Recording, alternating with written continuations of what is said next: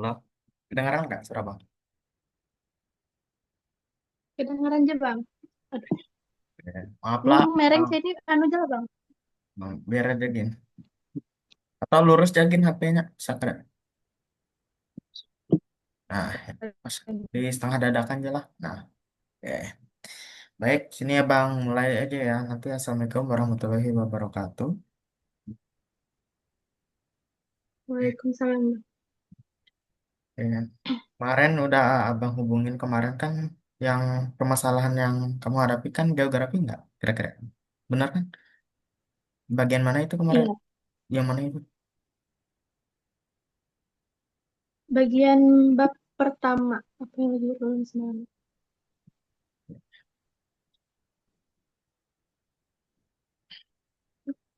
Mati. Ya udah. Kayak abang bagikan layar lah, abang jelaskan materi yang kemarin yang kerekam paham. Oke lah. Eh, Kelihatan nggak? Belum, masih loading. Oh, udah. Oke, di sini abang masuk aja ya. Di sini yang geografi yang tentang objek studi geografi ya, benar kan?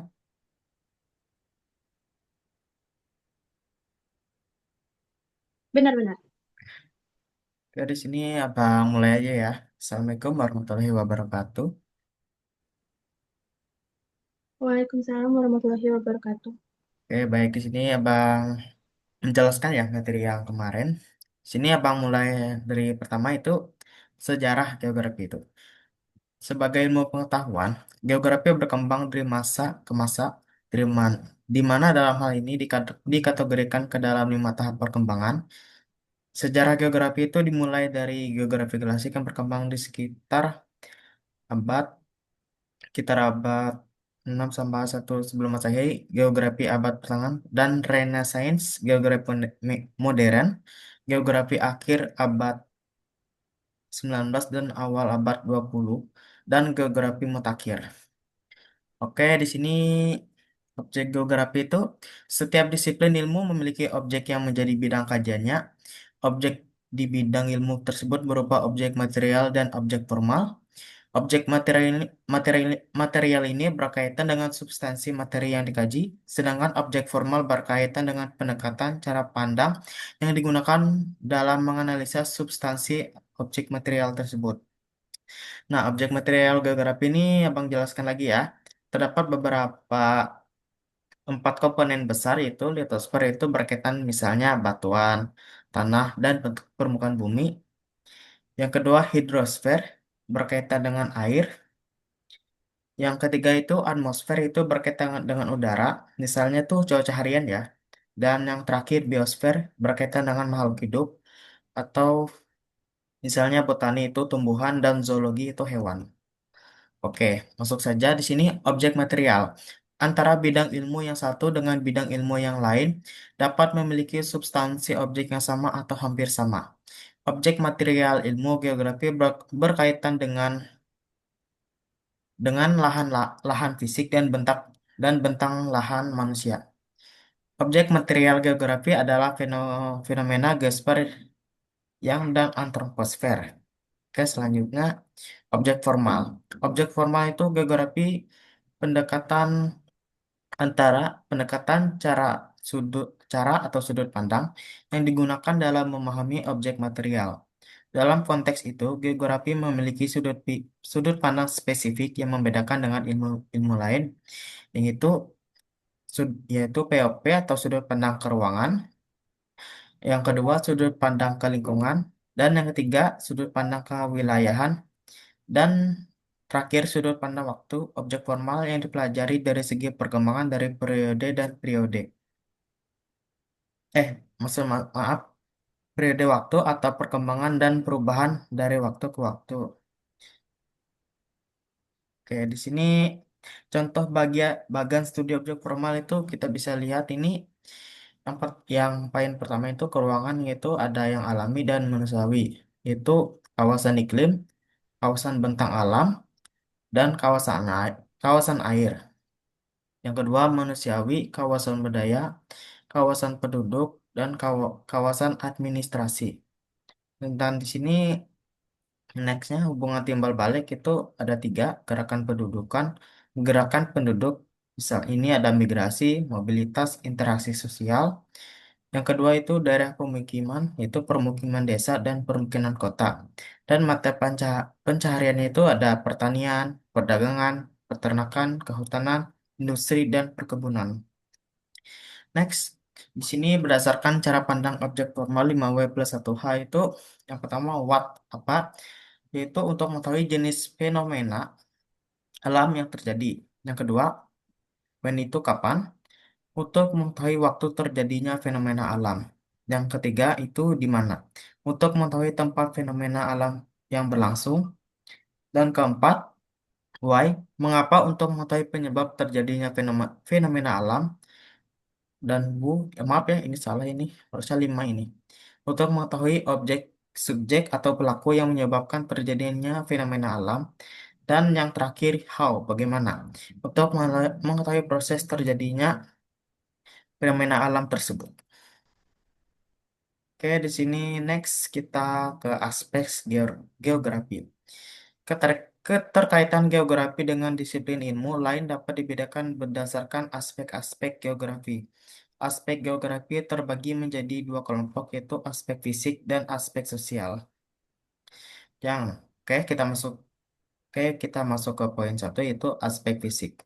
Aspek fisik geografi mengkaji segala fenomena geosfer yang mempengaruhi kehidupan manusia, meliputi aspek kimiawi, biologis, astronomis, dan semua fenomena alam yang dapat kita amati langsung. Contohnya, contohnya itu yang pertama aspek topologi. Nah, aspek topologi ini adalah aspek yang berkaitan dengan bentuk muka bumi atau morfologi, letak atau lokasi suatu wilayah, luas dan batas-batas wilayah yang mempunyai ciri khas tertentu. Ada dua ada dua ciri khas tertentu, yaitu aspek abiotik itu aspek yang berkaitan dengan unsur kondisi tanah, hidrologi, hidrologi, iklim dari suatu wilayah. Dan yang kedua, aspek biotik, aspek yang berkaitan dengan unsur tumbuhan, hewan dan manusia, manusia itu penduduk. Yang kedua, aspek non-fisik atau sosial. Nah, aspek sosial ini meliputi aspek antropologis, politis, ekonomis, dan aspek yang berhubungan dengan aktivitas pola hidup manusia atau kebudayaan. Pada aspek sosial ini, manusia berperan sebagai fokus utama kajian geografi dengan memperhatikan pola penyebaran manusia dalam ruang dan berkaitan perilaku manusia dengan lingkungannya. Aspek sosial terdiri dari yang pertama itu aspek sosial. Nah, aspek sosial ini adalah aspek yang berkaitan dengan unsur tradisi, adat istiadat, komunitas, kelompok masyarakat, dan lembaga sosial. Yang kedua, aspek ekonomi. Aspek ekonomi ini meliputi pertanian, perkebunan, pertambangan, industri, perdagangan, transportasi, pasar, dan kegiatan ekonomi lainnya. Dan yang ketiga, aspek budaya dan politik. Nah, ini berkaitan dengan unsur pendidikan, agama, bahasa, dan kesenian. Sedangkan aspek politik berkaitan dengan unsur kepemerintahan yang terjadi dalam kehidupan masyarakat. Kedua aspek dalam geografi ini menjadi dasar pembagian ilmu geografi menjadi dua cabang utama. Nah, yang ketiga ini konsep esensial geografi itu, nah, abang jelaskan ya. Konsep konsep esensial geografi merupakan pengertian merujuk pada sesuatu. Konsep esensial suatu bidang ilmu merupakan pengertian-pengertian untuk mengungkapkan atau menggambarkan corak abstrak fenomena esensial dari objek material di bidang kajian suatu ilmu. Oleh karena itu, konsep esensial merupakan elemen yang terpenting dalam memahami fenomena yang terjadi.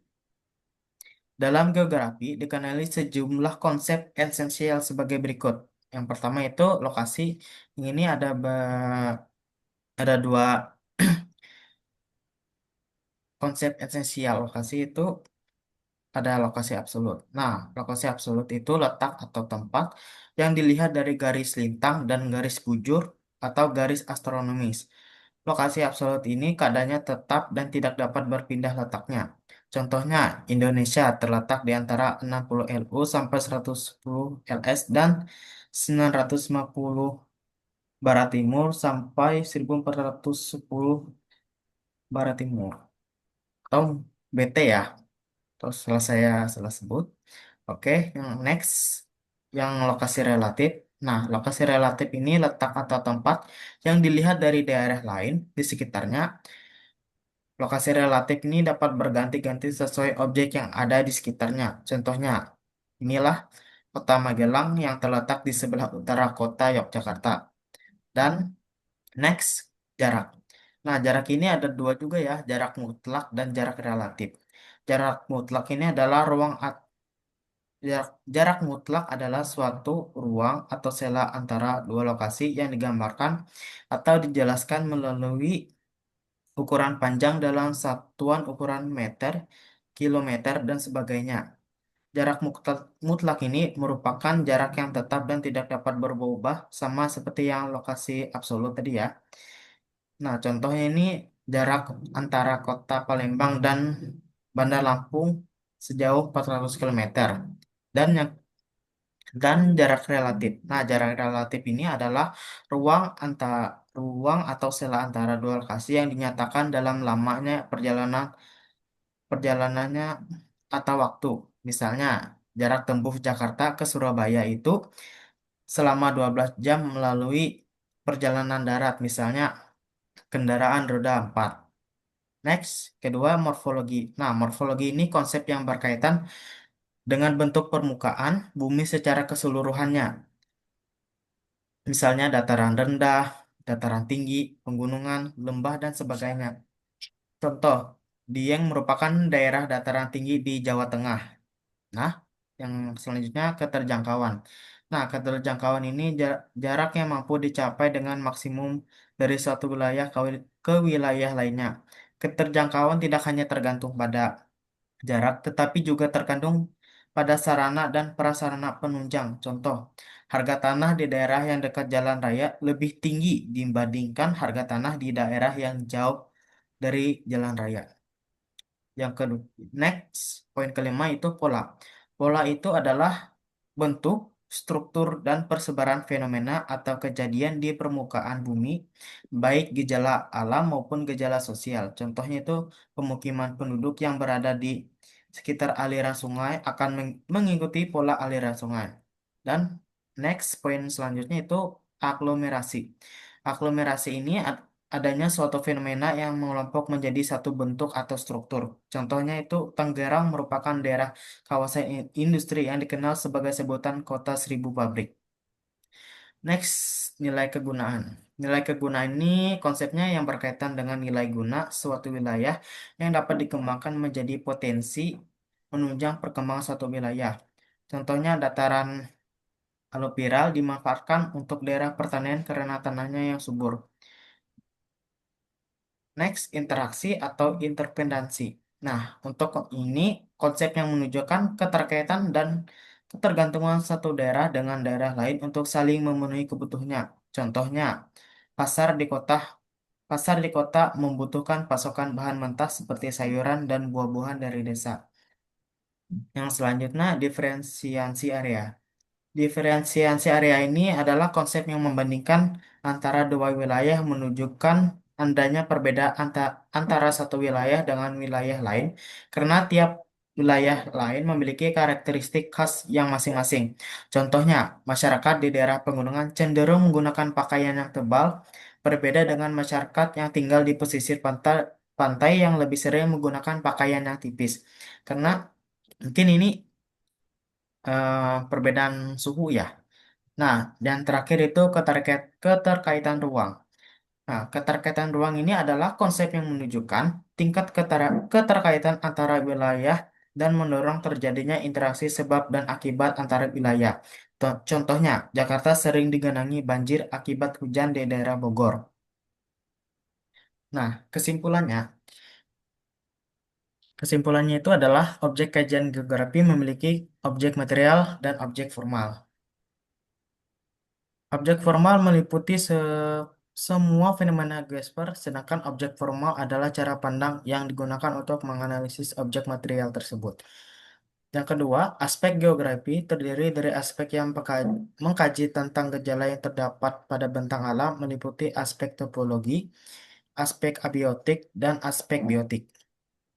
Yang Next, aspek sosial. Manusia yang mengkaji tentang gejala yang terdapat pada bentang budaya meliputi aspek sosial, aspek ekonomi, dan aspek budaya dan politik. Nah, dan terakhir, konsep esensial geografi merupakan ungkapan atau gambaran abstrak yang mengenai fenomena esensial dari objek kajian geografi. Di antaranya yaitu konsep lokasi, jarak, morfologi, keterjangkauan, pola dan aglomerasi, dan nilai kegunaan. Oke, itu saja yang dapat abang sampaikan. Mungkin ada pertanyaan dari Mira, silahkan. Nggak ada Bang, jelas banget. Cukup. Oke, abang stop lagi rekan layar ya.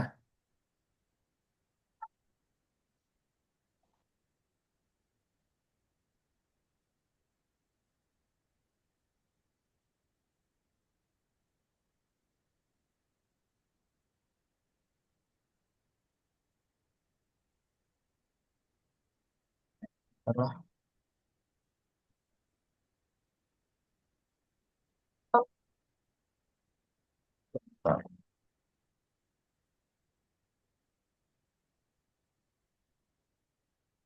Oke, ini itu saja yang dapat abang sampaikan. Kurang lebihnya abang mohon maaf. Oke, makasih banyak ya Mira atas waktunya yang bisa bisa berhadir lah di Zoom abang inilah. Oke, mungkin itu saja yang dapat abang Thank you sampaikan. Bang, sama-sama. Ya, kalau ada pertanyaan nanti hubungin abang aja ya di WA. Kalau ada pertanyaan nanti hubungin. Kalau ada yang kurang paham materi, mungkin abang bisa bantu-bantu lah. Oke. Oke, oke, makasih banyak ya Mira atas waktunya. Bang tutup.